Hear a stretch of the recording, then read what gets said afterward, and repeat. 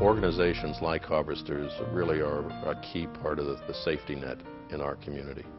Every community needs organizations like Harvesters that have concerned, passionate individuals who see the need, the real need that exists in our community. You know, because hunger doesn't often hit us in the face here in this country, we don't see it. It could be difficult to imagine that there might even be people who are in need.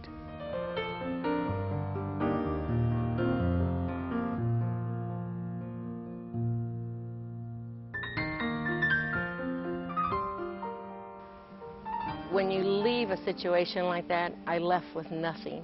Well, I say nothing, but I left with 2 bags of clothes for me, 2 bags of clothes for my son.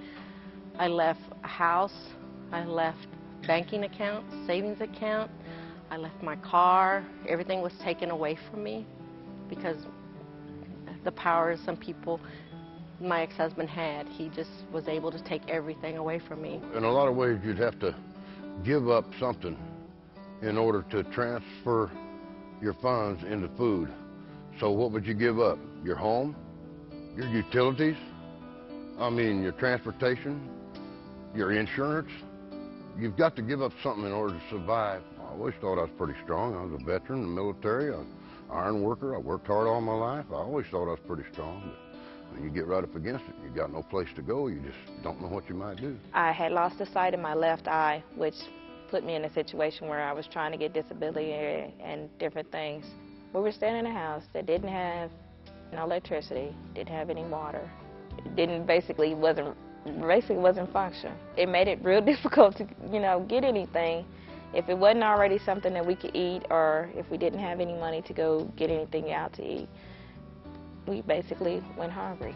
We had to wait for a certain amount of time until all the food's there, and then they call us number by number, and then we all get to go, almost all of us get to go in.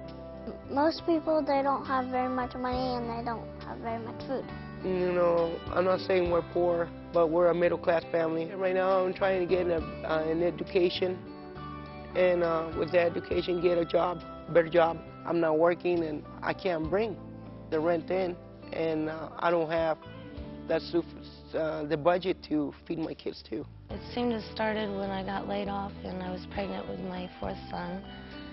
And my car broke down, and so I got a job at Taco Bell, but it wasn't paying enough. My daughter came home. She was 7. I was trying to put her through school and take care of a newborn baby. Everything was going through my mind. Every bill I owed, these 2 kids that were telling me they were hungry. I don't have a job. Where am I going to go? I didn't know who to ask. I don't have family. I can't go say, please, can we stay a while? I was scared. I was very scared.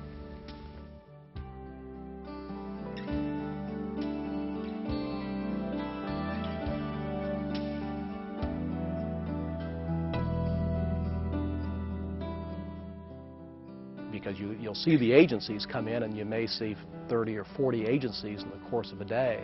But when you realize each agency is taking care of 50 to 100 or 200 or 300 people, you know that you've done something that really impacts their lives. I still deliver 30 boxes a week, plus working in the ministry, because I deliver to people who don't have a car. One little boy that I take food to, most kids ask for it.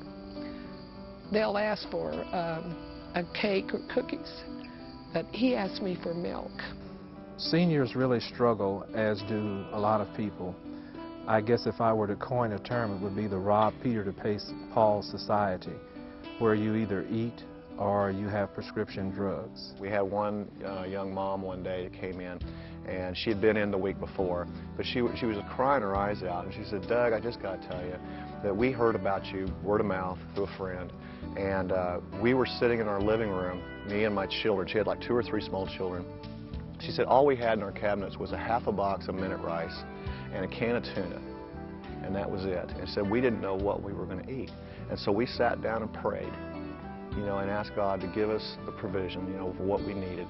And we got a phone call from a friend just a few minutes after that saying, hey, I'm getting ready to go to this food drop. Why don't you come with me? And she said, well, what do I need? Do I need to prove something? I said, no, these people you just come down, you just tell them you need help, and they're going to help you.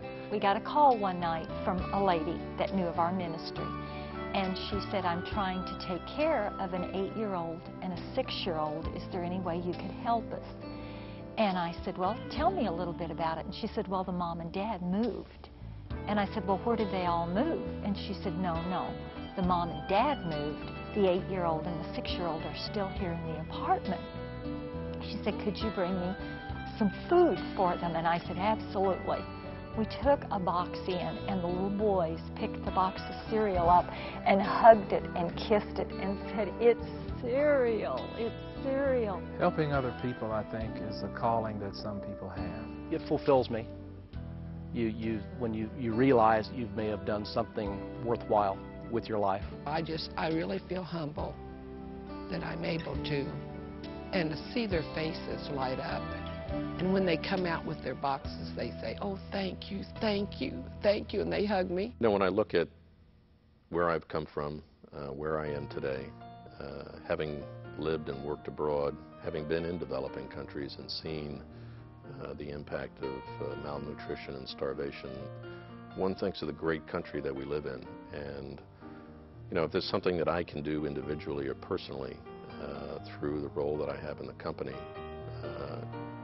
to address hunger, malnutrition here in the United States and certainly in Kansas City, I feel it's a calling.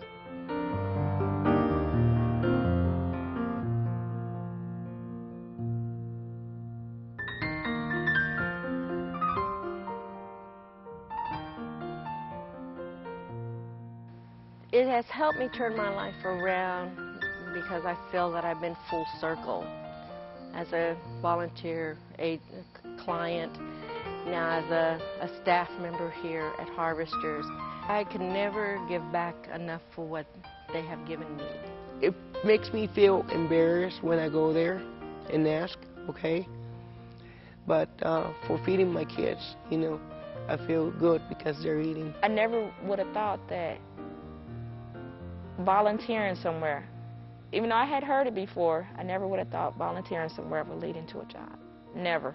It seemed like shortly after they said you got a job, I heard I got a house. She helped, she helped us to learn, what really life is about, because kids really don't think about life. We think about toys and what other kids got. But she, showed us what you can really go through in life. I got a job, I got a babysitter, I got a home. It's it's so awesome. I would mostly say thank you to them, because they're the one that keep on helping us for us to stay alive. If we didn't have food these days, most of us would be dead by now. Kept me alive. How much more can I say for them? I'm grateful. It's like the military. They do everything they can. I'm alive, and it's because of these people that are helping.